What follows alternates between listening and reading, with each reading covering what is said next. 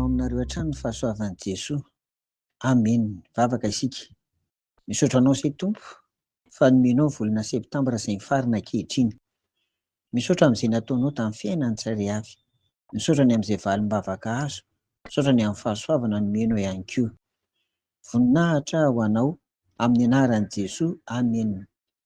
Araka izany dia mideran'Andriamanitra isika ry havana fa mifarana izao ny volana. Ary anio koa ny farany andiniantsika ny roa hevitra hoe velon'ny finoana ny mpino. Novidiana manokana ry havako ny salamo voalohany, 15 ka hatramin'ny 17 mba hamitianantsika ny hita rehetra nandritra izay iray volana izay, ary indrindra hoentsika koa miaina amin'ny finoana amin'ny androm-piainantsika rehetra. Salamo voalohany hoy izahay, 15 ka hatramin'ny 17, vakiana amin'ny anaran'i Jesoa. Sambatra ny olona izay tsy mandeha eo amin'ny fisainany ratsy fanahy, ary tsy mijanona eo amin'ny lalana falehan'ny mpanota, ary tsy mipetraka eo amin'ny fipetrahan'ny mpaniratsira. Fa ny lalan'i Jehovah ny sitrany, iny ny lalany no saintsainy androman'alina. Dia tahaka ny hazo ambolena eo amoron'ny rano velona izy, izay mamoa amin'ny fotoany, ny raviny koa tsy mba malazo, ary ny asany rehetra dia ataony lavorary avokoa. Amen. Hitantsika ao anatin'izany ry havana fa misy sary mahafinaritra eto anehoana an'izany hoe mpino velon'ny finoana izany. Voalohany indrindra dia hoe sambatra izy. Izany no tena sambatra ny mpino velon'ny finoana izany. Sambatra izy. Manaraka, tsy manaraka ny fisainany ratsy fanahy izy. Tsy mijanona eo amin'ny lalana falehan'ny mpanota, ary tsy miara-mipetraka amin'ny mpaniratsira. Ny tenin'Andriamanitra na ny Baiboly iray manontolo ataony ao an-tsaina androman'alina, ary ny hanao ny sitrapon'ny Tompo no be eo amin'ny fiainany isan'andro isan'andro. Izany ny mpino velon'ny finoana. Faharoa, tahaka ny hazo maniry tsara eo amoron-drano izy. Ity sary ity no tena hitako iray hoe tena maneho an'izany mpino velon'ny finoana izany, satria ny mpino velon'ny finoana dia tsy mila miteny na mitabataba akory hoe izay mpivavaka, izay mpino, izay masina na izay tahaka izao, fa tena hita eo amin'ny fiainany, ary hita masony rehetra tahaka an'ity hazo ity izany ireo mpino velon'ny finoana. Maninona izy? Maniry tsara.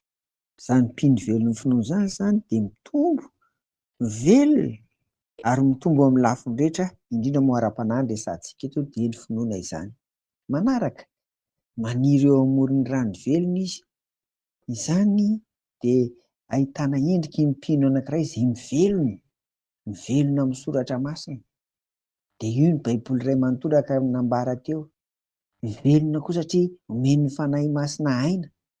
Ary izany koa dia indrindra indrindra ilay Jesoa ao anatiny, ilay mpanjaka ny fony no mamelona amin'ny fiainany izao, ary mamelona amin'ny fiainany koa tsy izay, andova amin'ny fiainana mandrakizay. Manaraka, mamoa amin'ny fotoany, antenaina hanana vokatra izany, antena hambokatry ny finoana amin'ny ataony sy amin'ny fiainany rehetra. Manaraka, hitantsika eto fa misy endrika ivelany eto dia ilay ravina maitso izany.